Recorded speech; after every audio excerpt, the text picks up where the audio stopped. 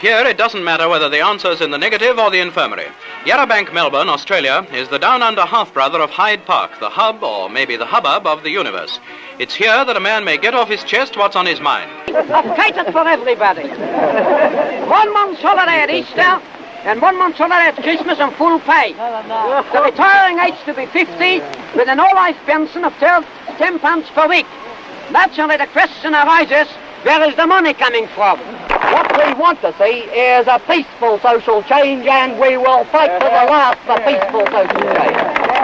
And the government, so you people can quite understand, rich people. And let me tell you that when there's enough women in Parliament, men will be ground into dust. And that's where they belong.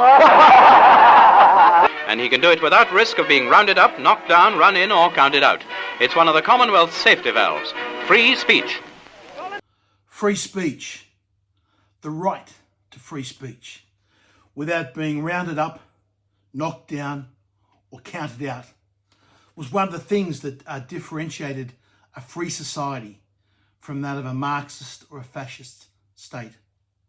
And that's throughout our history what we believed in. That's what made the West so great and created so much wealth. Look at some of the quotes, magnificent quotes throughout history as a reminder of the importance of free speech. Our former Prime Minister, Sir Robert Menzies, a former leader of the United Australia Party, one of his great quotes from the 1940s. He said, "Now, why is this freedom of speech of real importance to humanity? The answer is that what appears to be today's truth is frequently tomorrow's error. There is nothing absolute about the truth. It is elusive. Hence, if truth is to emerge and in the long run to be triumphant, the process of free debate, the untrampled clash of opinions must go on."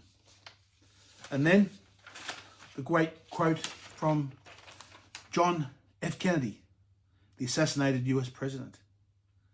He said about free speech, "A nation that is afraid to let its people judge the truth and falsehood in an open market is a nation that is afraid of its people."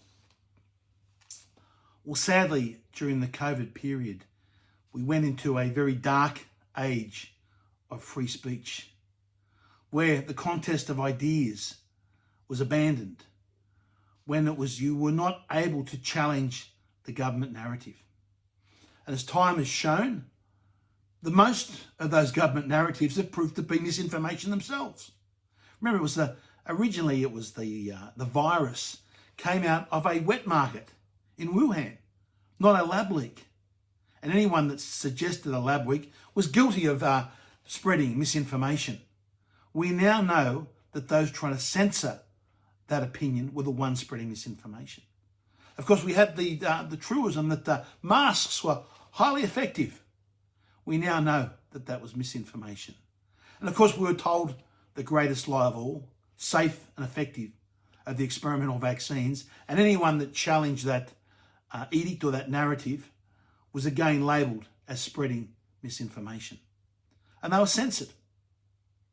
And alternate opinions, people challenging the government's narrative, were censored. I was censored myself. My own Facebook page, with over 100,000 people on it, and getting over 1 million interactions a month, was actually censored, taken down, and to this date, I'm still banned from having a Facebook page. And yet, they could not identify a single thing that was misinformation. I was simply contradicting the government's narrative. We saw it on YouTube, where the proceedings of the Australian Parliament were censored. These were dark, dark times. And now, from Freedom of Information requests, we've been able to find out that the Department of Health actually were writing to Twitter, trying to get members of Parliament like myself censored off their platform. And even Twitter looked at those requests or those demands and said, no, there's nothing that we can see that is a breach of our rules. When you have government departments trying to censor members of Parliament and censor alternate narratives to what the government is pushing, we have a serious problem. But yet, we have this Australian government, this Labor government under Mr. Albanese, taking us in completely the wrong direction. We need stronger laws to protect freedom of speech, to prevent these big tech platforms that become the old town square for censoring people, deplatforming them. We need laws to protect that free speech. Instead, Albanese's legislation takes us in the exact opposite direction. What this legislation will do will give the government the power to write the rules for all social media platforms about what is and isn't disinformation. The government and their bureaucrats of the day will become the arbiters of truth with the ability to censor alternate opinions. This is what you would expect from a fascist or a Marxist state, not a free democratic society. At the United Australia Party, we're going to fight like we've never fought before in the new year and up until the next election to try and firstly stop this legislation from going through, and if it does, to make sure in the next parliament that it is repealed. It is anti-Australian, the crushing of free speech. This legislation must be opposed. We're going to fight against it, and we're not going to stop.